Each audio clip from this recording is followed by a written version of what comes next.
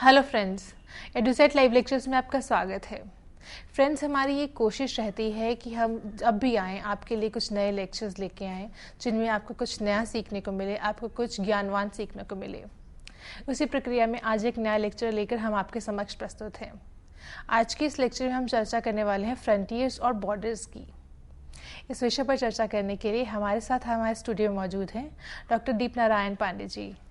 Doctor Pandey assistant professor हैं department of geography, Dayal Singh college, university of Delhi में।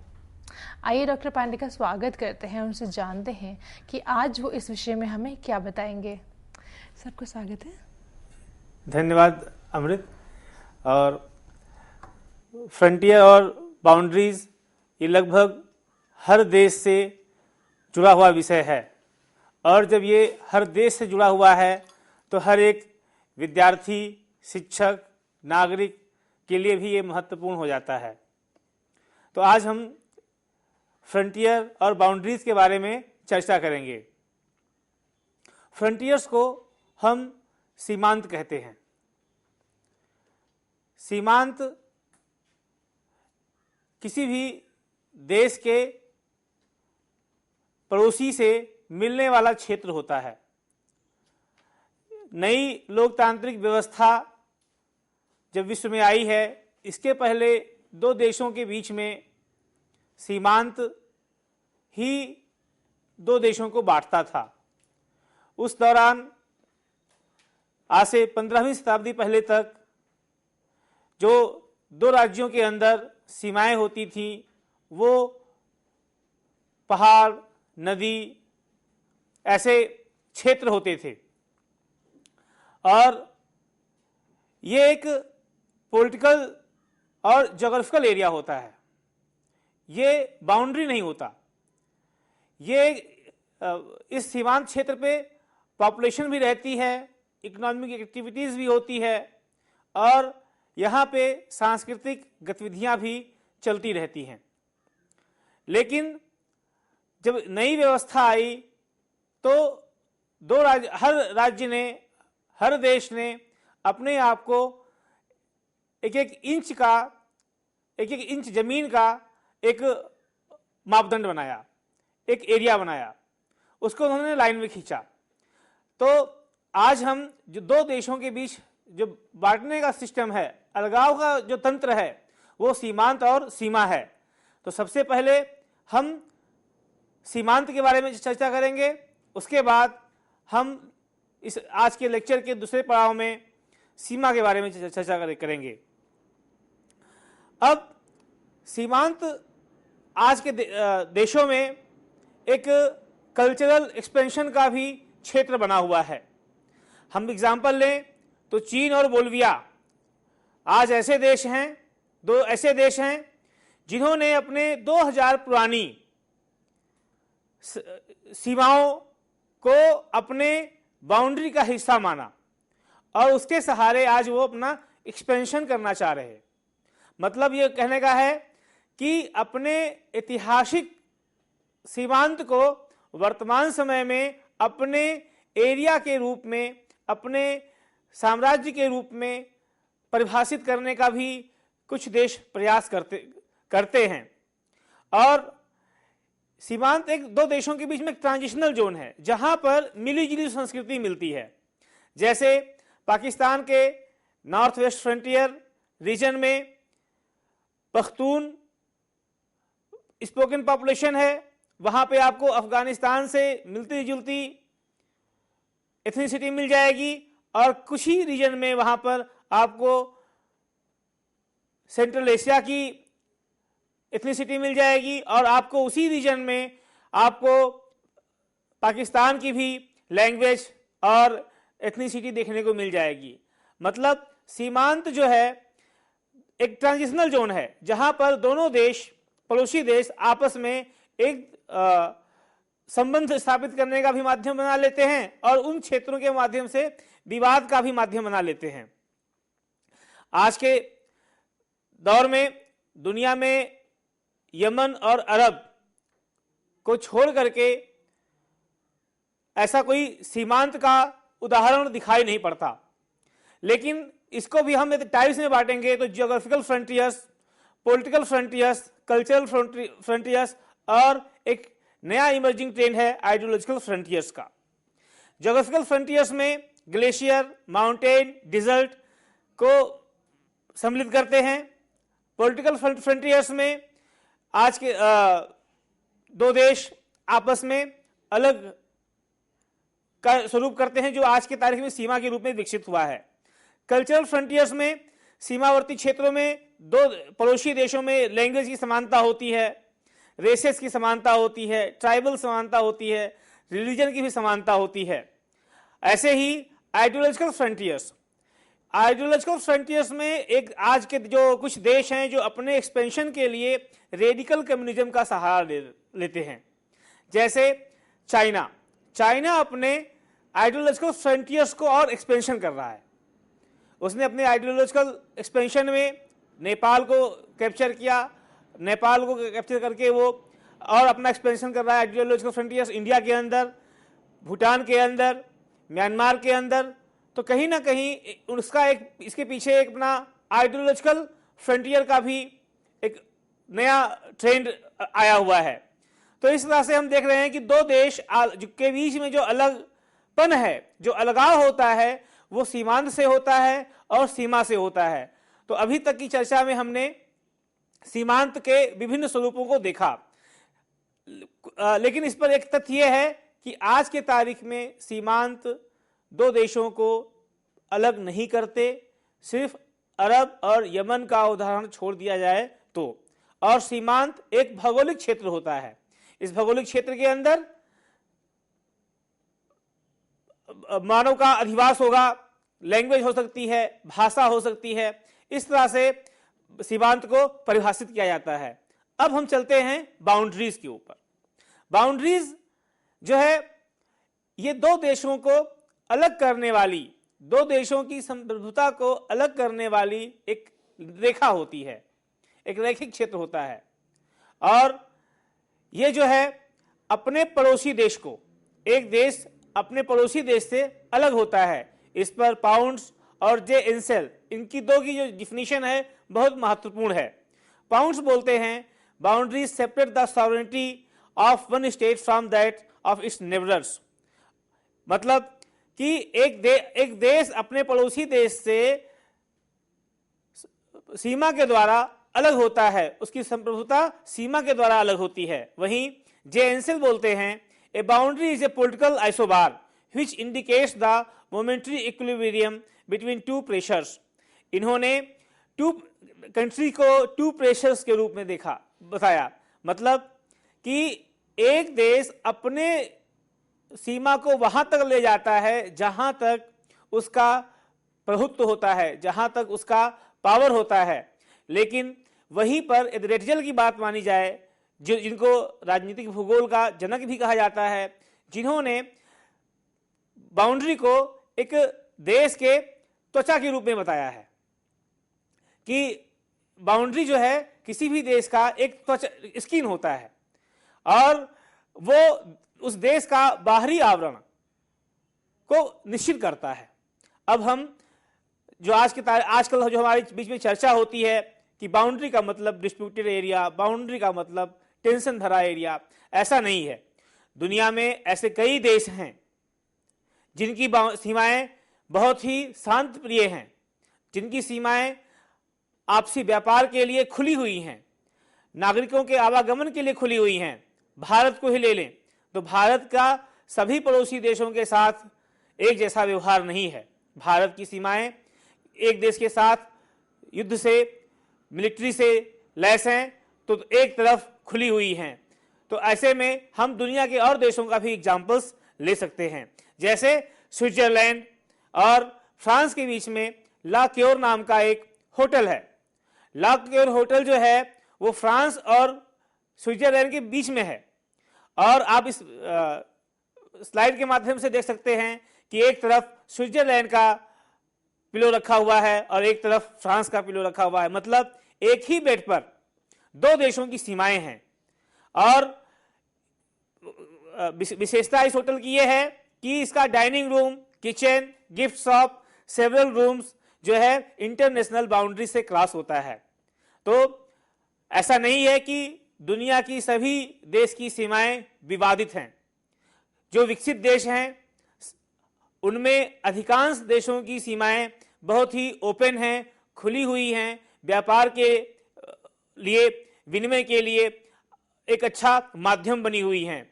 और यूरोपियन कंट्री की विशेषता है कि उसके अधिकांश बाउंड्री मिलिट्री लेस है, नॉन मिलिट्री वाली बाउंड्रीज हैं।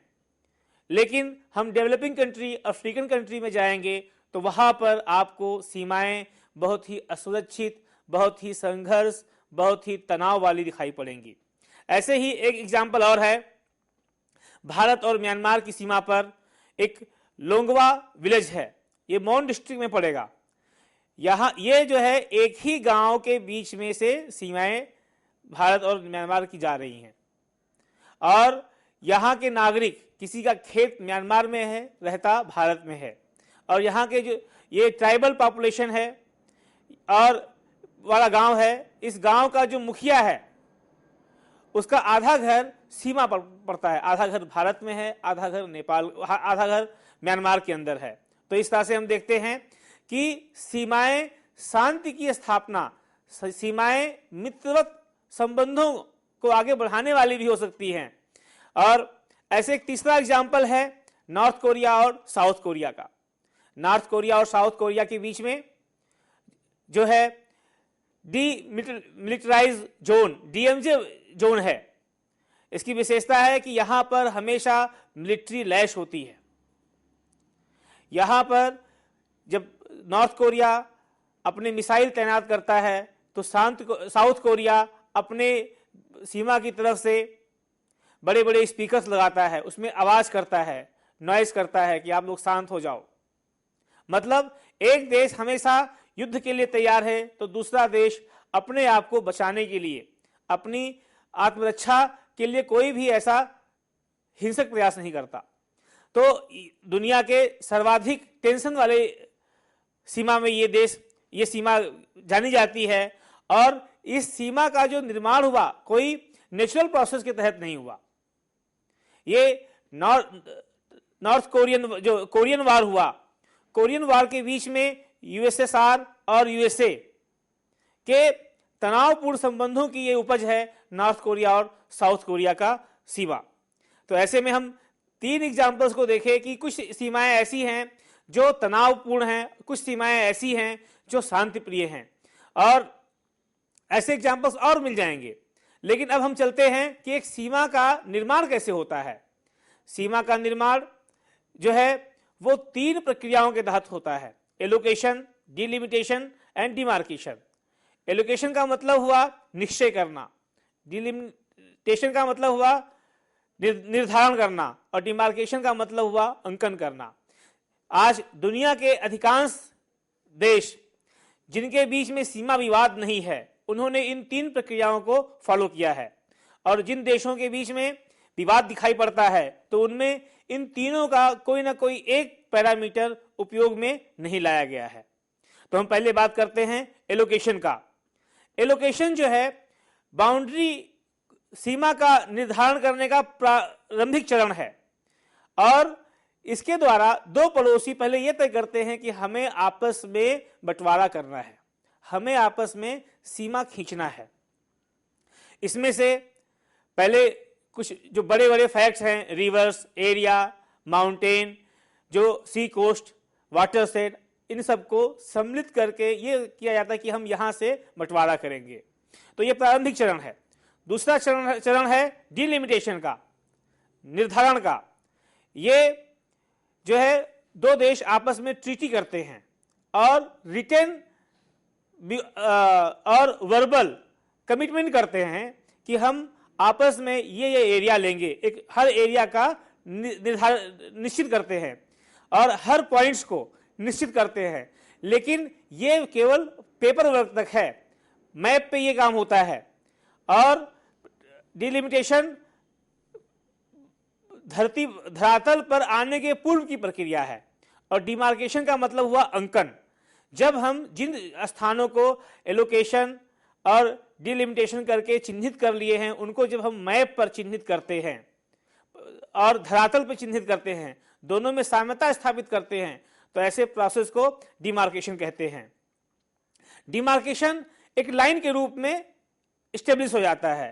अब भारत और चीन के बीच में जो सीमा विवाद दिखाई पड़ता है उसमें एलोकेशन और डिलिमिटेशन हुआ, लेकिन डिमार्केशन नहीं हुआ। ऐसे ही अन्य देशों में भी ये समस्याएं उभर के आई हैं।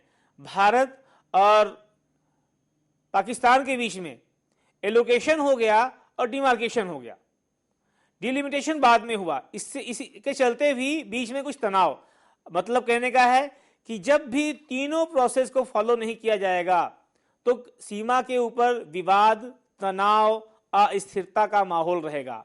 ये तीनों प्रक्रिया को फॉलो किया जाए तो सीमा पर विवाद और तनाव की अवस्था हमको नहीं दिखाई पड़ेगी। अब हम चलते हैं क्लासिफिकेशन ऑफ बाउंड्रीज, बाउंड्री के वर्गीकरण पर। आज हम दुनिया के सभी देशों की बाउंड्री का यदि वर्गीकरण करें तो आपको दो तरह के बाउंड्री का क्लासिफिकेशन समझ में आएगा, मॉर्फोलॉजिकल क्लासिफिकेशन ऑफ बाउंड्रीज और genetic classification of boundaries. Morphological classification of boundaries का मतलब हुआ कि भौगोलिक जो है भू आकृतिक वर्गीकरण, और जेनेटिक का मतलब हुआ अनुवांशिकीय वर्गीकरण कि कैसा बाउंड्री का डेवलपमेंट हुआ है। तो अब हम चलते हैं मॉर्फोलॉजिकल क्लासिफिकेशन ऑफ बाउंड्रीज पर। मॉर्फोलॉजिकल क्लासिफिकेशन ऑफ बाउंड्रीज में पहला है फिजियोग्राफिक बाउंड्रीज, एंथ्रोपोजियोग्राफिक बाउंड्रीज और जियोमेट्रिक बाउंड्रीज। फिजियोग्राफिक बाउंड्रीज का मतलब हुआ नदी, लेक, वाटरशेड, रिवर्स, जिसको ईश्वर ने बनाया, जिसको प्रकृति ने बनाया। और एंथ्रोपोजियोग्राफिक बाउंड्रीज का मतलब हुआ ऐसी बाउंड्री जहां पर कल्चर रहता है, जहां पर मानव रहता है और मानव ने अपनी विभिन्नता के आधार पर, डिसिमिलरिटी के आधार पर बाउंड्री बनाई। जियोमेट्रिक बाउंड्री ऐसी बाउंड्री है जिसको रेखा, मानचित्र पर रेखा खींच करके डिलिमिटेशन करके डिमार्केशन कर दिया गया हो। तो अभी हम आगे के स्लाइड्स में इसको और हम अधिक विस्तार से देखेंगे। हम बात करते हैं फिजियोग्राफिक बाउंड्रीज। आज दुनिया के कई देश भौगोलिक सीमाओं से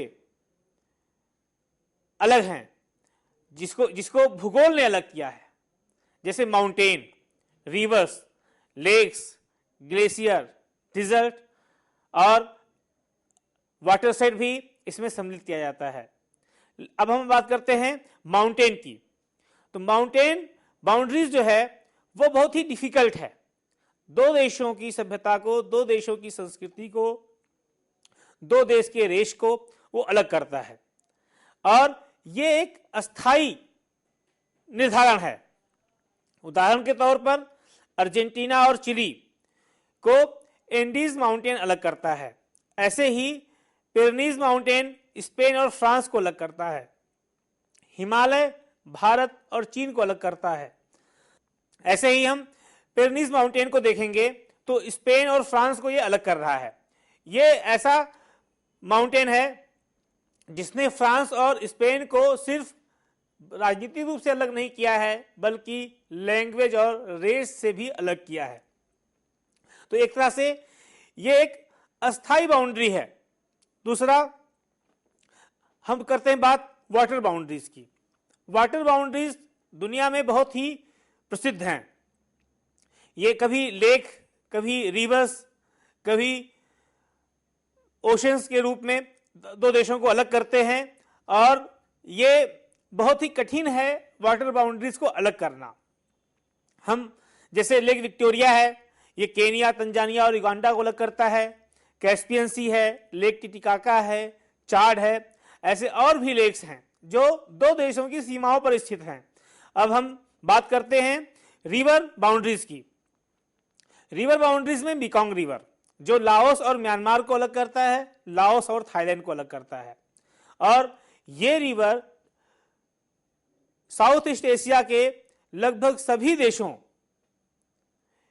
से होकर गुजरती है और इसके पानी को लेकर के दो देशों में तनाव की स्थिति रहती है।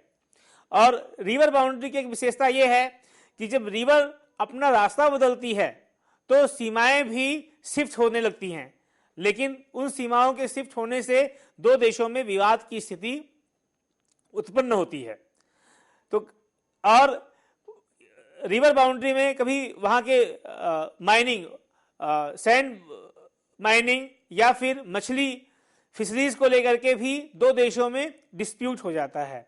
तो ऐसे में जो रिवर बाउंड्री है एक तरह से दो देशों को अलग, भौगोलिक रूप से तो अलग करती है, लेकिन जो पड़ोसी देश हैं उनके रिसोर्स इंटरेस्ट, उनके आर्थिक हितों के चलते दोनों देशों में तनाव की अवस्था आती है। तो ऐसे में भी ये बहुत महत्वपूर्ण है। और दूसरा, रिवर बाउंड्री जो है इस पे फेंसिंग करना बड़ा कठिन है, तो इससे क्रॉस बाउंड्री माइग्रेशन भी आराम से होता रहता है, विदाउट इलीगल माइग्रेशन जो जिसको हम कहते हैं। ऐसे ही आप जम्बेजी रिवर, तो जम्बेजी रिवर जो है वो जाम्बिया और जिम्बाब्वे को अलग करती है, जाम्बिया और बोत्सवाना को अलग करती है, जिम्बाब्वे और मोजाम्बिक को अलग करती है। और साउथ अफ्रीका के पार्ट में ये एक बहुत फेमस रिवर है, और इस रिवर के चलते वहां दो देश जाम्बिया और जिम्बाब्वे में अक्सर एक टेंशन का माहौल रहता है। तो देखा जाए कि ज्योग्राफिकल बाउंड्री, एक फिजियोग्राफिक बाउंड्री होने के साथ साथ ये दो देश जो है आपस में सामंजस्य भी स्थापित कर सकते हैं। जैसा एग्जाम्पल आपको यूरोपियन राइन रिवर पे मिल जाएगा। तो हम ऐसे ही अब हम बात करते हैं लेक्स के ऊपर। तो कैस्पियन सी रसिया, कजाकिस्तान, तुर्कमेनिस्तान, ईरान और अजरबैजान, ऐसे 5 कंट्रीज की बाउंड्री को टच करता है। और दुनिया में सिंगल ऐसा लेक्स है जो 5 कंट्रीज के बाउंड्री को टच करता है, और ये दुनिया का सबसे बड़ा लेक्स है, जिसके अंदर पेट्रोलियम, फिशरीज, सैंड माइनिंग ऐसे फेमस जो है यूजफुल रिसोर्सेज हैं। और इस मैप में आप तीनों देश के कलर्स को आप देख सकते हैं, ऐसी उसकी बाउंड्री पूरे लेक्स के अंदर है। ऐसे ही लेक विक्टोरिया जो अफ्रीका कॉन्टिनेंट में है, जिसके चारों तरफ युगांडा, केनिया और तंजानिया ऐसे 3 देश हैं। ऐसे लेक चार्ट जो अफ्रीका कॉन्टिनेंट में है, उसके किनारे नाइजर, नाइजीरिया, चाड और कैमरून ऐसे 4 देश हैं। ऐसे ही लेक टिटिकाका जो बोलिविया और पेरू को अलग करता है। तो ऐसे और भी देश हैं, जैसे अरल सी है, इसके एक तरफ आपका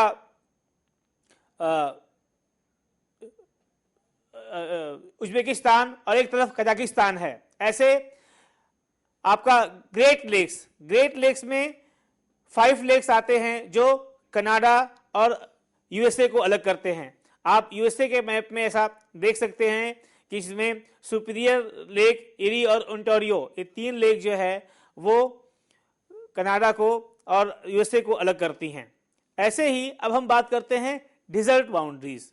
डिजर्ट बाउंड्रीज भी एक इनहेबिटेड एरिया है जो अफ्रीकन कंट्रीज में कॉमन है। सहारा डिजर्ट जो है वो लीबिया, अल्जीरिया और इजिप्ट को अलग करता है। ऐसे इसका जो सदर्न नेबर्स है मॉरिटानिया, माली, नाइजर, चाड और सूडान, तो मतलब वहां पर डिजर्ट को एक 2 देशों के बीच की बाउंड्री माना गया। वहां पर डिमार्केटेड बाउंड्री ऐसा नहीं है, लेकिन एक ट्राइब दूसरे देश की ट्राइब में चली जाती है, मतलब ऐसा क्रॉस बाउंड्री माइग्रेशन वहां पे चलता रहता है, क्योंकि वहां पर पेडेस्टोरल ट्राइब्स रहती हैं। तो वहां पर भी बहुत ज्यादा ऐसा तनाव का स्थिति नहीं होता डिजर्ट एरिया में। और अब हम बात करते हैं जियोमेट्रिक बाउंड्रीज। जियोमेट्रिक बाउंड्रीज जो है वो 2 देशों के द्वारा अलग नहीं की हुई हैं। ये इंपीरियलिज्म, कॉलोनिज्म के दौरान डेवलप हुई बाउंड्रीज हैं जो आपको अफ्रीकन कॉन्टिनेंट में दिखाई पड़ती हैं। और यूएसए में दिखाई पड़ती है। इसमें क्या हुआ कि कॉलोनियल मास्टर्स जो है वो बर्लिन कॉन्फ्रेंस 1881 से 1884 के बीच में हुआ और वहां पर जर्मनी, इटली, ब्रिटेन, स्पेन, पुर्तगाल, डच ऐसे जो उस समय के मेजर कॉलोनियल मास्टर्स थे वो एक टेबल पे बैठ करके अफ्रीका का बंटवारा करते हैं और उस दौरान वो लॉन्गिट्यूड और लेटीट्यूड और 2 पॉइंट्स मतलब 2 स्थानों को मिलाने वाले पॉइंट्स को रख करके ऐसा वो लाइन खींचते हैं और उसी लाइन को बाद में सुपर इम्पोज करते हैं उन देशों के बाउंड्रीज पर। इसका मतलब ये हुआ कि ये जबरदस्ती क्रिएट की गई बाउंड्रीज है। इसी कारण जो है अफ्रीका में ये इस तरह का विवाद अधिक दिखाई पड़ता है। तो इसमें लॉन्गिट्यूड और लेटीट्यूड को लेकर के अन्य देशों में भी इसके एग्जाम्पल्स आपको दिखाई पड़ेंगे। जैसे ये आपका अफ्रीका का मानचित्र है। अफ्रीका के मानचित्र में आप देखेंगे कि 2 कैसे सीधी रेखाएं हैं, देशांतर रेखा और अक्षांश रेखा के सहारे इजिप्ट का बंटवारा हुआ, लॉन्गिट्यूड और लेटीट्यूड के सहारे। ऐसे सूडान है, अधिकतम देशों की जो बाउंड्रीज हैं वो ऐसे ही बटी हुई हैं। और लॉन्गिट्यूड और लेटीट्यूड की बात हो रही थी तो ऐसे ही 38 डिग्री नॉर्थ जो है वो नॉर्थ कोरिया और साउथ कोरिया को डिवाइड करने वाली लाइन है। सीधे ही अक्षांश रेखा के सहारे 2 देशों को बांट दिया गया। ऐसे ही 49 डिग्री नॉर्थ के सहारे कनाडा और अमेरिका को बांट दिया गया। मतलब जो उस स्थान का मौलिक डिमांड है, उस क्षेत्र में कैसे लोग रहते हैं, उनकी क्या समस्याएं हैं, उनकी एथनिसिटी क्या है, लैंग्वेज क्या है, इन बातों को ध्यान में नहीं रखा गया और जैसा कॉलोनियल मास्टर्स का प्लान था वैसा ही इन लोगों ने कर दिया। धन्यवाद।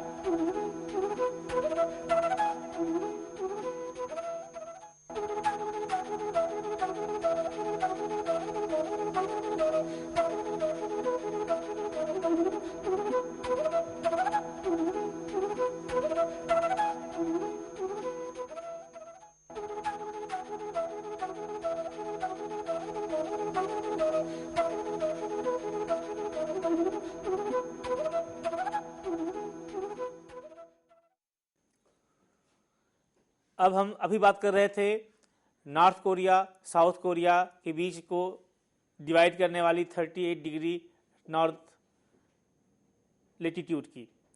अभी ऐसे ही 49 degree north latitude north America में कनाडा और यूएसए को डिवाइड करती है।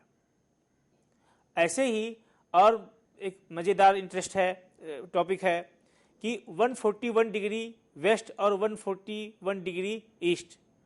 तो 141 डिग्री वेस्ट जो है वो कनाडा और अलास्का को डिवाइड करती है, और ये अलास्का जो है यूएसए का एक प्रोविंस है। It is very close to Russia. ऐसे ही एक और 141 डिग्री ईस्ट जो पापुआ न्यू गिनी और इंडोनेशिया को अलग करती है। एक इरियन जाया आइलैंड है इंडोनेशिया का। उस इरियन जाया आइलैंड में दो देश हैं, एक तो इंडोनेशिया है और एक पापुआ न्यू गिनी है। तो ऐसे में 141 degree east Papua New Guinea और इरियन जाया इंडोनेशिया को अलग करता है, और 141 डिग्री वेस्ट जो है वो अलास्का और कनाडा को अलग करता है। मतलब कि ये कोई नेचुरल बाउंड्री नहीं है, इसको कॉलोनियल मास्टर्स ने अपने इंटरेस्ट को फुलफिल करने के लिए किया। पापुआ न्यू गिनी में पुर्तगीज थे और इंडोनेशिया में डच थे। इन लोगों ने अपने कॉलोनियल इंटरेस्ट को फुलफिल करने के लिए आपस में इस लाइन को अलग करके इस लाइन से अपने साम्राज्य को अलग किए। अब हम बात करते हैं एंथ्रोपोजियोग्राफिक बाउंड्रीज, जिसका हमने पहले चर्चा किया था। एंथ्रोपोजियोग्राफिक बाउंड्रीज में लैंग्वेज, रिलीजन, रेस, एथनिसिटी, इन सबको हम सम्मिलित करते हैं जो मानव के कल्चर से रिलेटेड है। अब हम लैंग्वेज की बात करें तो लैंग्वेज का नाम लेते ही आपको यूरोप का एक अच्छा एग्जाम्पल समझ में आएगा, और वेस्ट एशिया में भी आपको लैंग्वेज के बिहाफ पे अलग अलग देश मिल जाएंगे, और इंडिया में भी अधिकांश राज्यों में के अलग अलग लैंग्वेज हैं, लेकिन वो लैंग्वेज के बिहाफ पे नहीं बटे। तो ऐसे ही एक लैंग्वेज जो है वो मानव जनित मनुष्य के संस्कृति से उत्पन्न हुआ एक पैरामीटर्स है। अब कुछ देश हैं यूरोप के, जैसे ऑस्ट्रिया और जर्मनी, दोनों की लैंग्वेज एक है लेकिन वो पॉलिटिकली अलग हैं। लेकिन वहीं जर्मनी और फ्रांस के अलग करने वाली जो मेजर फैक्टर है वो लैंग्वेज है। फ्रांस और स्पेन को अलग करने वाला जो मेजर फैक्टर है वो लैंग्वेज है। एक तरफ स्पेनिश बोली जाती है, एक तरफ फ्रेंच बोली जाती है। तो लैंग्वेज भी एक बहुत बड़ा पैरामीटर्स है। अब हम बात करते हैं रिलीजन का। रिलीजन भी भारत का बंटवारा जो है वो रिलीजन के बिहाफ पर हुआ, लेकिन भारत के विभाजन से पाकिस्तान ईस्ट और वेस्ट बना, लेकिन पाकिस्तान का जो बंटवारा होता है वो लैंग्वेज के बिहाफ पे हो जाता है। यूगोस्लाविया और रशिया, ऐसे कई जो रशिया के लगभग 16 यूएसएसआर के लगभग जो 16 देश थे उनमें दो ही रिलीजन था, इस्लाम और क्रिश्चियनिटी, लेकिन उनका रिलीजन के बिहाफ पर यूनिटी नहीं बना था। आइडियोलॉजी के बिहाफ पे यूनिटी थी उनकी, लेकिन बाद में आइडियोलॉजी कमजोर होती है तो कुछ देश रिलीजन के बिहाफ पे अलग होते हैं और कुछ देश अपनी एथनिसिटी के बिहाफ पे अलग होते हैं। लेकिन रिलीजन बहुत ही स्ट्रांग फैक्टर्स वहां पर नहीं रहा। लेकिन जब यूगोस्लाविया टूटता है तो एथनिसिटी के बिहाफ पे टूट जाता है। यूगोस्लाविया अलग होता है, यूगोस्लाविया से अलग 5 देश बनते हैं, फिर उनमें से भी और देश बनते हैं, और आज भी एथनिसिटी के बिहाफ पर उनका टूटना चल ही रहा है। ऐसे ही साउथ ईस्ट एशिया में एथनिसिटी एक है, रिलीजन एक है, लेकिन लैंग्वेज अलग है। लैंग्वेज अलग होने से साउथ ईस्ट एशिया के देश अलग अलग हैं। अफ्रीका में कॉलोनियल मास्टर के सुपर इम्पोज, अध्यारोपित करने से जो सीमा बनी, उसने वहां पर विवाद को जन्म दिया। लेकिन फिर भी वहां पर एथनिसिटी एक अपना अलग महत्व रखती है। ऐसे ही हम बात करें रेस की, तो रेसेस में मंगोलाइट, काकेसाइट, ऑस्ट्रेलाइट, निग्राइट, ऐसे कई रेसेस उभर के आती हैं। अब अफ्रीका में जो नॉर्दर्न अफ्रीका है वो नॉन निग्राइड रेसेस के हैं, और सहारा डिजर्ट के जो साउथ में जितने हैं वहां पर निग्राइड ट्राइब हैं, और निग्राइड में भी अलग अलग तरह का एक रेस स्ट्रक्चर है, सब क्लासिफिकेशन है, उसके बिहार पे अलग अलग ट्राइब्स डेवलप हो गई। साउथ अमेरिका जो रेड इंडियंस हैं उनकी races very close to mongoloid races, लेकिन वहां पे ऑस्ट्रेलाइट और काकीसाइड का स्पेनिश गए, पुर्तगीज गए, फ्रेंच भी गए और ब्रिटिशर्स भी गए, जिनका एक छोटा हिस्सा है सूरीनाम, फ्रेंच गयाना में, ट्रिनिडाद टोबैगो में।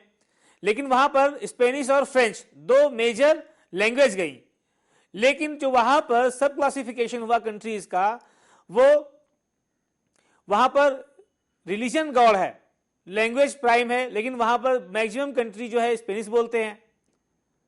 तो ऐसे में वहां का जो देशों का अलगाव हुआ है उसमें प्रमुख है एथनिसिटी। अब ऐसे ही हम आए यूरोप में जो बाल्टिक कंट्री हैं वहां की एथनिसिटी और लैंग्वेज दोनों एक साथ डेवलप हुई है। हर एथनिसिटी की वहां पर अलग लैंग्वेज है, तो वहां पर एक अलग तरह का स्ट्रक्चर दिखाई पड़ता है। ऐसे ही स्कैंडिनेवियाई कंट्री, फिनलैंड, नॉर्वे, स्वीडन, वहां पर भी जो देशों का बंटवारा है वहां पे एथनिसिटी प्राइम है और वहां पर रेस भी दिखाई पड़ती है। तो ऐसे में ये जो दुनिया के कई देशों का जो बंटवारा हुआ है उसमें एंथ्रोपोजियोग्राफिक फैक्टर्स बहुत प्राइम हैं, कहीं पर लैंग्वेज के बिहाफ पर, कहीं पर रिलीजन के बिहाफ पर, कहीं पर रेस के बिहाफ पर और कहीं पर एथनिसिटी के बिहाफ पर। अब हम बात करते हैं जेनेटिक क्लासिफिकेशन ऑफ बाउंड्रीज की। तो जेनेटिक क्लासिफिकेशन ऑफ बाउंड्रीज में चार तरह के बाउंड्रीज आते हैं। एंटीसीडेंट बाउंड्री जिसको पूर्ववर्ती बोलते हैं, सब्सिक्वेंट बाउंड्री जिसको परवर्ती बाउंड्री बोलते हैं, सुपर इम्पोज्ड बाउंड्री जिसको अध्यारोपित बाउंड्री बोलते हैं, और रेलिक बाउंड्री जिसको अवशेष बाउंड्री बोलते हैं। एंटीसीडेंट जो बाउंड्री है ये जो मानव के विकास का पहला दिन है उसके साथ इसका विकास हुआ। जैसे मलेशिया और इंडोनेशिया के बीच में एक अलग दिखाई पड़ेगा आपको, और पिरेनीज जो माउंटेन रेंज है स्पेन और फ्रांस को अलग करता है, वो भी एंटीसेंट बाउंड्री के रूप में भी देखा जा सकता है। ऐसे ही सब्सिक्वेंट बाउंड्री जो ह्यूमन सेटलमेंट थोड़ा डेवलप हुआ और उसके बाद culture, ethnicity, religious, language differences जो डेवलप हुए उनके बिहाफ पर जो ये अलग हुआ। जैसे भारत और पाकिस्तान के बीच की बाउंड्री ये सब्सिक्वेंट बाउंड्री है। ऐसे ही वियतनाम और चीन के बीच की जो बाउंड्री है, थाईलैंड और म्यांमार के बीच की बाउंड्री है, ये भी सब्सिक्वेंट बाउंड्रीज हैं। और ये बाउंड्री का जो ट्रेंड है वो यूरोप में अधिक दिखाई पड़ता है। यदि हम सब्सिक्वेंट जो है परवर्ती बाउंड्री के रूप में देखें तो सुपर इम्पोज्ड बाउंड्री में ज्योमेट्रिक बाउंड्रीज लाएंगे, जो आपने अभी Berlin conference scramble of Africa के बारे में आपने पढ़ा।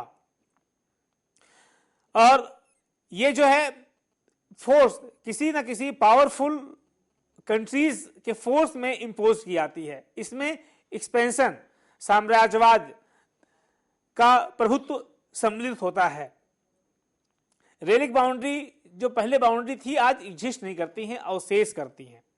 जैसे ईस्ट और वेस्ट जर्मनी था, आज नहीं है। ऐसे पैटागोनिया नाम का एक कॉलोनियल सेक्टर था साउथ अमेरिका में, लेकिन आज उस पर चिली और अर्जेंटीना का कब्जा है। तो जो पहले था आज एग्जिस्ट नहीं करता, उसको हम रेलिक बाउंड्रीज में लेके आते हैं।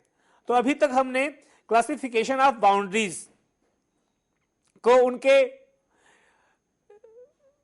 डेवलपमेंट, उनके ओरिजिन के बिहाफ पर देखा, उनके फॉर्मेशन के बिहाफ पर देखा।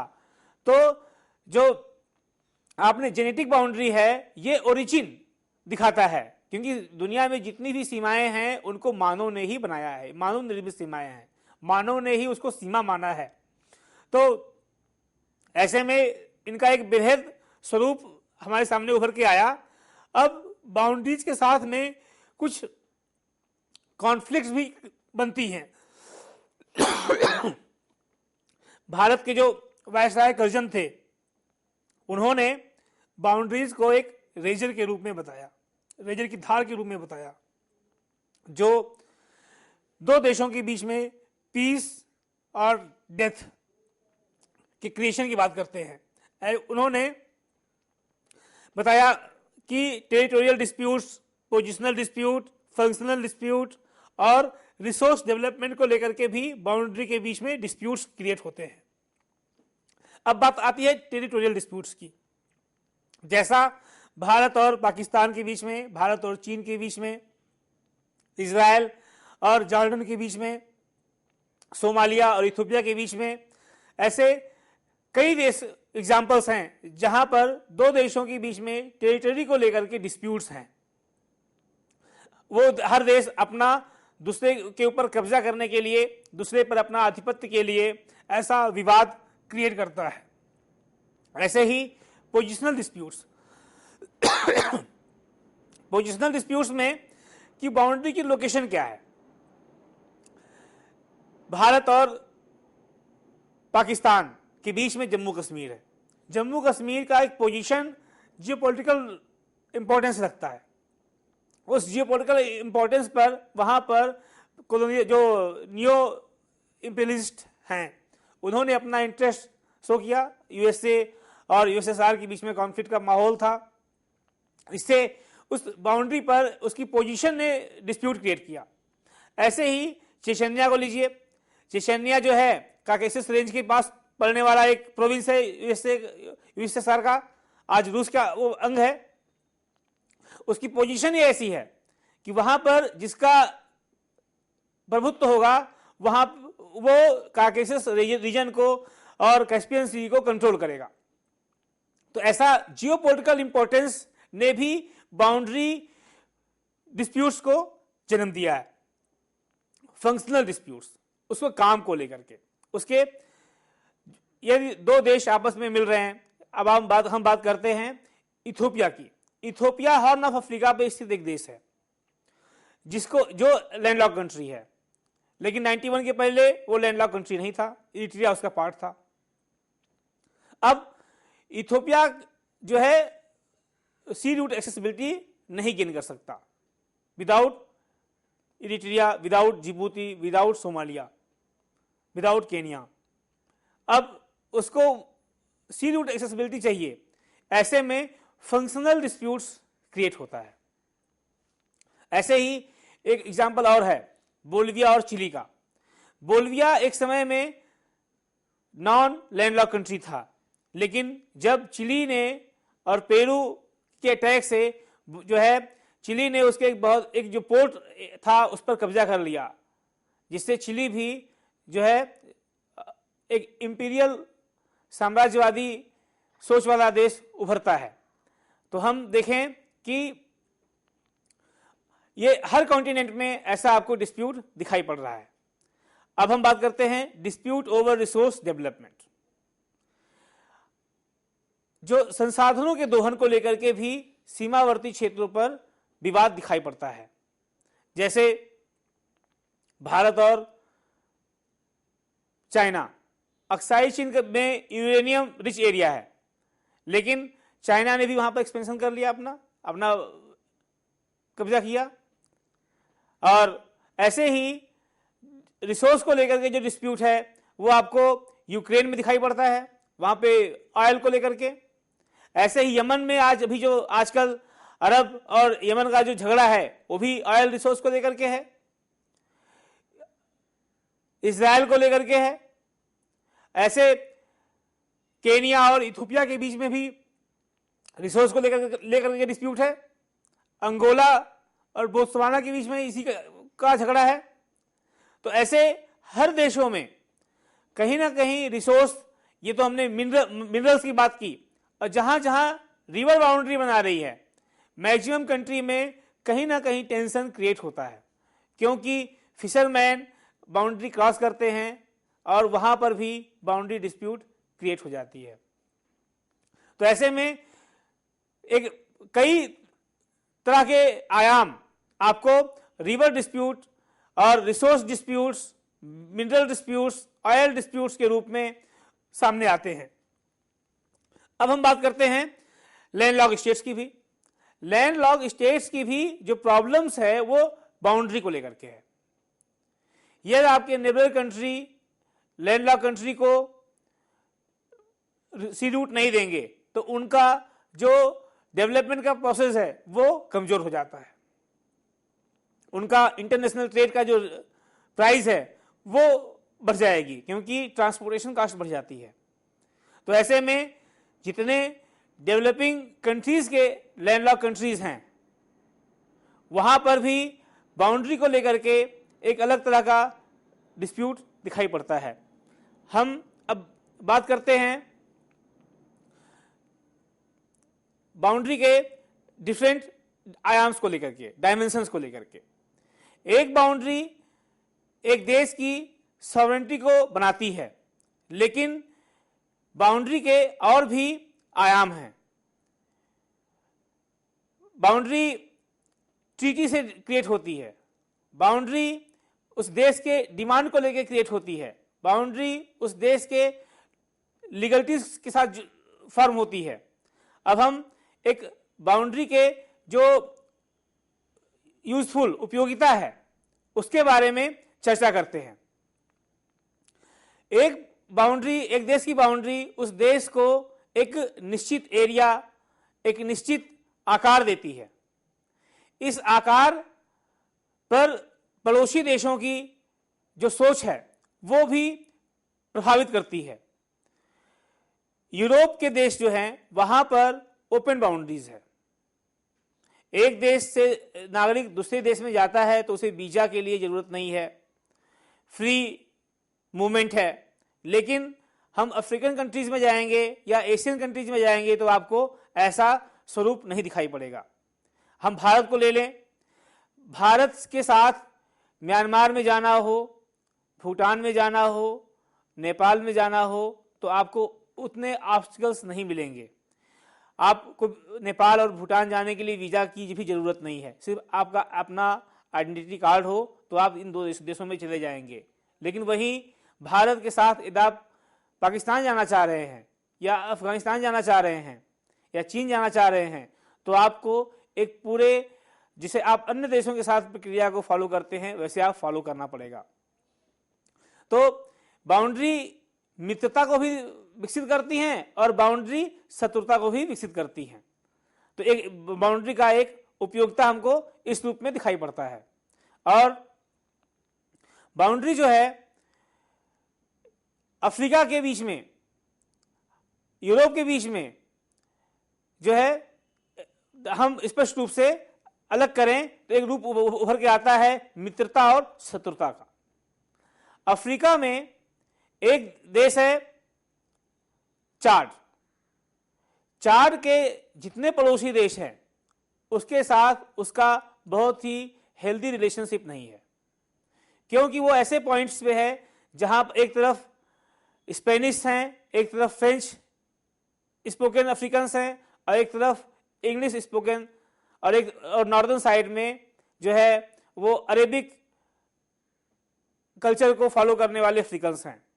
ऐसे में उसका जो रिलेशनशिप है वो किसी भी कंट्री के साथ बहुत स्ट्रांग नहीं डेवलप हो पाया। दूसरा, वहां पे रिसोर्स की कमी है, वहां का जो एसडीआई है वो भी काफी पीछे है। ऐसे में एक अविकसित देश, एक कमजोर देश के जो सीमावर्ती देश हैं उनके साथ उसका जो है एक मित्रता भरा स्वरूप विकसित नहीं हो पाया। ऐसे में भी उसकी जो बाउंड्री है उसको सीमित कर दी। तो कुछ देशों में बाउंड्री ने उन देशों को सीमित कर दिया और उनको और पीछे कर दिया, लेकिन कुछ देशों की बाउंड्रीज ने उनको बहुत ही डेवलप कर दिया, आगे बढ़ा दिया। तो ऐसे में हम देखते हैं कि बाउंड्री शत्रुता और मित्रता के ऊपर भी निर्भर करती है। मतलब जैसी दृष्टि वैसी सृष्टि, जैसा जिस देश का दृष्टि है वैसा उसका एक स्ट्रक्चर डेवलप हो जाता है। और एक एग्जांपल इथोपिया का और देना चाहूंगा कि इथोपिया जो है अपने उसके 7 पड़ोसी देश हैं, Djibouti, Somalia, Kenya, south Sudan, north Sudan.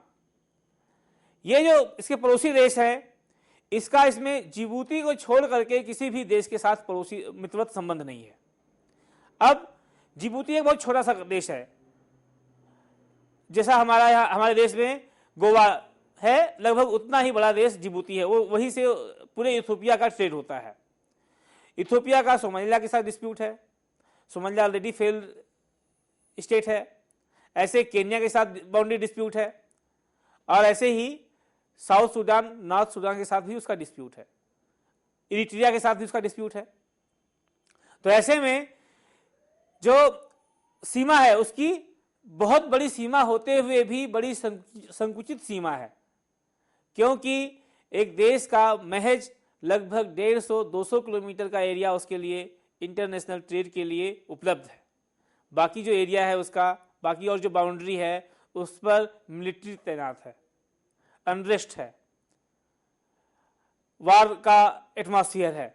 तो ऐसे में बड़ी बाउंड्री भी होते हुए भी वो अनुपयोगी है जब तक उसका पड़ोसी देशों के साथ अच्छा संबंध नहीं है। अब हम आगे बढ़ते हैं कि बाउंड्री, आज की जो लेक्चर है कि इसका कि फ्रंटियर और बाउंड्रीज क्या है, इनकी उपयोगिता क्यों है। तो फ्रंटियर एक ज्योग्राफिकल एरिया है। फ्रंटियर एक देश को दूसरे देश से एक एरिया से अलग करता है।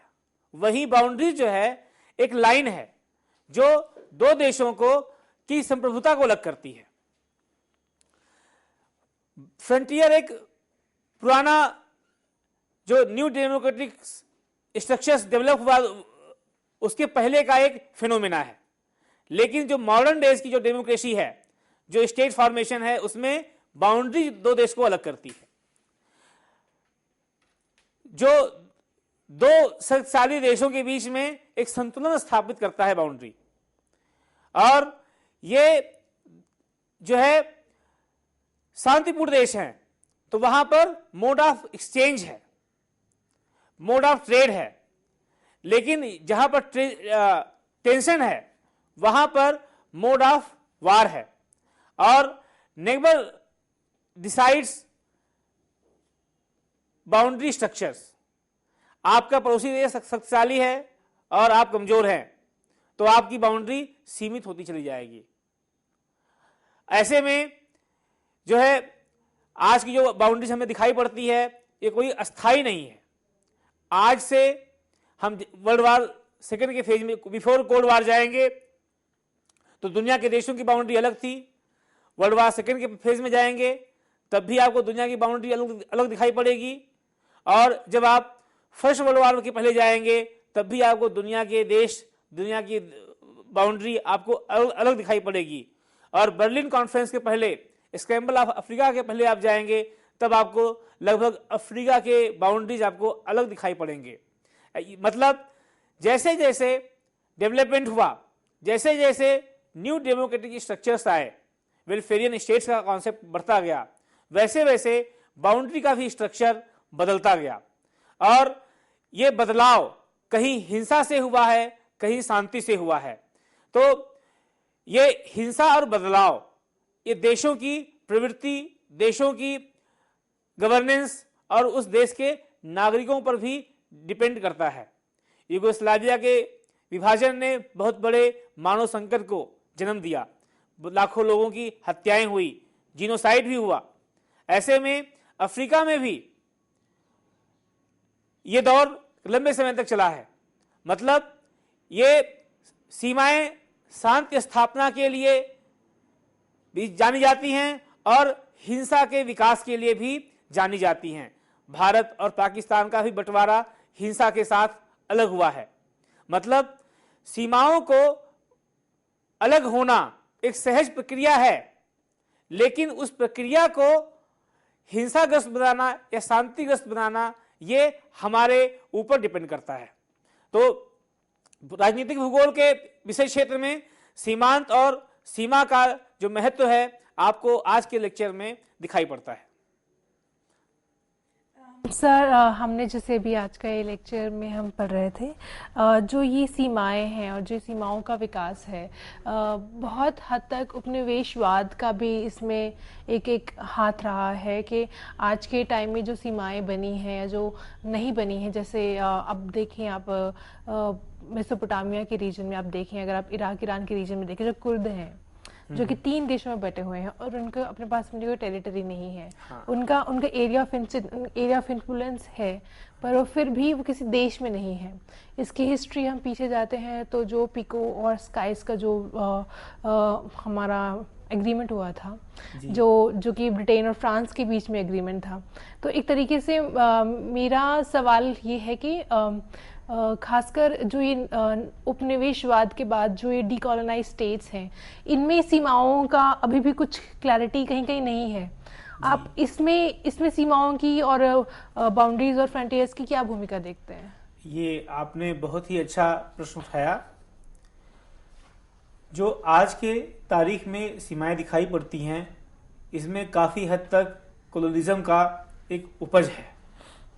जहाँ पे आपने बताया इराक का उदाहरण, जिसे आपने कुर्द ट्राइब्स के बारे में बात किया, ऐसे ही जो है आपका जो है कुकी ट्राइब में दिखाई पड़ता है। जो ट्राइबल एरिया या जो ट्राइबल पीपुल्स वहां के लोगों के लिए उपयोगी नहीं थे, कॉलोनियल इंटरेस्ट को फुलफिल नहीं करते थे, उनको ऐसे ही बेजान अनुपयोगी, जैसे हम किसी रिसोर्स को अनुपयोगी समझ के छोड़ देते हैं, ऐसे ही वहां के लोगों को भी ये जो कॉलोनियल मास्टर्स ने अनुपयोगी छोड़ करके उनको कोई एक नई पहचान नहीं दिया।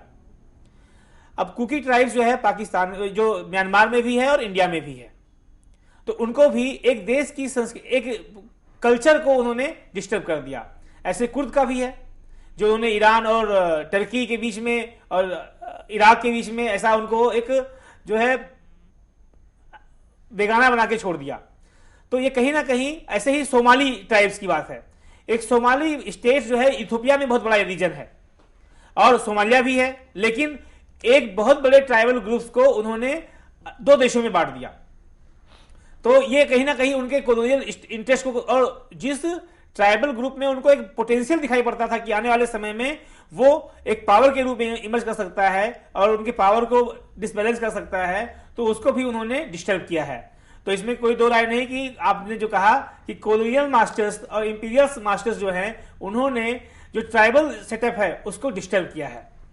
सर, वही अगर हम इसी बात को अगर आगे बढ़ाएं, एक जो आर्गुमेंट इसमें से निकल के आती है वो ये है कि आज की जो हमारी समस्याएं हैं, आधी से ज़्यादा वो इस तरीके से ही ख़त्म हो जाती कि हमने उस वक्त जो सीमाएं और जो हमने बाउंड्रीज बनाई थी वो हमने अगर लोगों को देख के बनाई होती, तो जैसे कुर्दों को अगर जगह मिल जाती तो शायद आज के टाइम में जैसे वो कहीं पर भी जिनका घर नहीं है उनकी जो इश्यूज थे वो सॉल्व हो जाते। तो आज के टाइम में जो जहाँ पर भी डिसरप्शंस हैं, अगर आप देखें, तो क्या आपको लगता है कि अगर उस वक्त सीमाओं का अगर हमने ढंग से बंटवारा किया होता देशों का, तो क्या ये समस्याएं आज ना होती? उस समय जहाँ पर फेडरल स्ट्रक्चर ऐसे देशों में क्रिएट कर दिया गया जहाँ पर ज्योग्राफिकल एक्सपेंशन को फेडरल सिस्टम में के द्वारा रूल किया गया है, वहाँ पे ऐसी समस्याएं हमें कम दिखाई पड़ती हैं। इथियोपिया का ही फेडरल स्ट्रक्चर कनाडा के बाद सबसे स्ट्रांग है। उन्होंने एथनिक आइडेंटिटी को एक्सेप्ट किया, लेकिन जो बहुत ही रिसोर्सफुल एरियाज हैं, अब इराक ने कुवैत पे कब्जा कर लिया तो अमेरिका को टेंशन हो गई जी। लेकिन तिब्बत पर चाइना ने कब्जा कर लिया तो इस पर टेंशन किसी भी देश को नहीं हुई। इट मींस जहां पर रिसोर्सेज हैं, जहां के लोगों का इंपॉर्टेंस है, वहां पर इन्होंने डिस्प्यूट्स मिलिट्री को एस्टेब्लिश किया। जो एरिया इनके लिए उपयोगी नहीं है उसको इन्होंने ऐसे छोड़ दिया। तो आप हम माइक्रो लेवल पे जाएंगे तो हमें और सारे डिस्टर्बेंस दिखाई पड़ेंगे, लेकिन जो कॉलोनियल मास्टर्स हैं, इंपीरियल मास्टर्स हैं, उन्होंने ऐसा कंडीशन क्रिएट किया। सर अब हमें अब माफ़ी चाहिए आपसे कि हमारा समय अब समाप्त हो रहा है। मित्रों, हमें आशा है कि हमारे आज की इस परिचर्चा से आप काफ़ी लाभान्वित हुए होंगे। इसी बात पर हम डॉक्टर पांडे का भी धन्यवाद देना चाहेंगे कि वो यहाँ आए और उन्होंने अपना अमूल्य समय दिया। मित्रों, हमें आगे दीजिए। धन्यवाद।